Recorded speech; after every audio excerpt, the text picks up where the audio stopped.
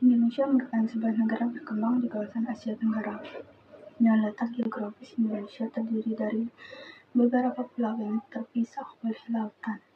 Mengapa Indonesia memiliki banyak sekali perbedaan? Halo, Assalamualaikum warahmatullahi wabarakatuh. Shalom, Om Swastiastu, Namo Buddhaya, Salam Kebajikan.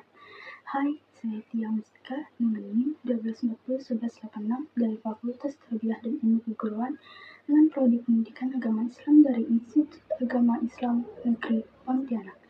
Di sini Tia ingin berbagi sedikit ilmu mengenai sejarah perkembangan bahasa Indonesia yang pernah Tia baca dan Tia ketahui. Ya, seperti yang kita ketahui, Indonesia memiliki banyak sekali budaya dan bahasa yang berbeda, yang menjadi keunikan tersendiri bagi negara Indonesia itu sendiri.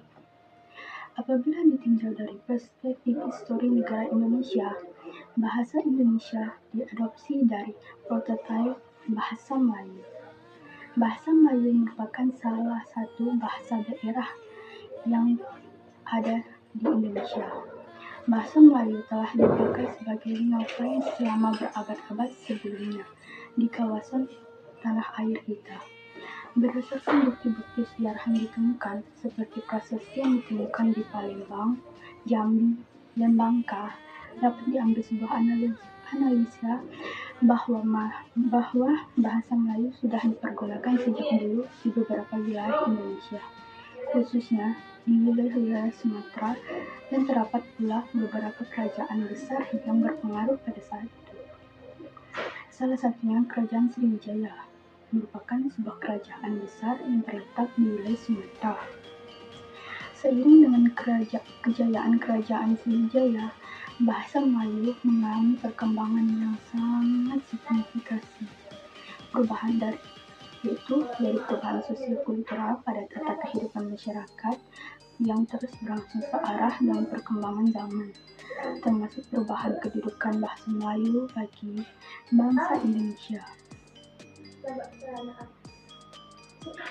Pada saat perjuangan kemerdekaan bangsa Indonesia memerlukan alat pemersatu dalam berinteraksi antar suku bangsa yang ada di Indonesia, maka dipilihlah bahasa Melayu sebagai bahasa pemersatu bangsa di Indonesia. Pada peristiwa Sumpah Pemuda tanggal 28 Oktober 1928 ditetapkan bahasa Melayu menjadi bahasa Indonesia. Penetapan itu pun merupakan awal bahasa Indonesia berkedudukan sebagai bahasa nasional. Bahasa Indonesia pertama kali diakui sebagai bahasa nasional yang bertepatan dengan sebuah peristiwa bersejarah dalam perjalanan bangsa Indonesia. Peristiwa tersebut sering kita kenal dengan Sumpah Pemuda yang terjadi pada tanggal 8 Oktober 1928. Tujuan dari lahirnya bahasa Indonesia pada saat Sumpah Pemuda pada dasarnya agar bangsa Indonesia memiliki bahasa pemersatu yang dapat mempersatukan bangsa Indonesia melalui bahasa yang dilatar belakangi oleh banyaknya bahasa daerah yang ada di Republik Indonesia dan bahasa Persatuan Bangsa Indonesia. Untuk menjaga eksistensi bahasa Indonesia, maka telah diadakannya 10 kongres tadi yang bertujuan untuk memelihara serta menjaga eksistensi bahasa Indonesia di dalam perkembangan globalisasi dan modernisasi yang telah disepakati. Sekian pembahasan perkembangan sejarah Indonesia dari dulu hingga saat ini.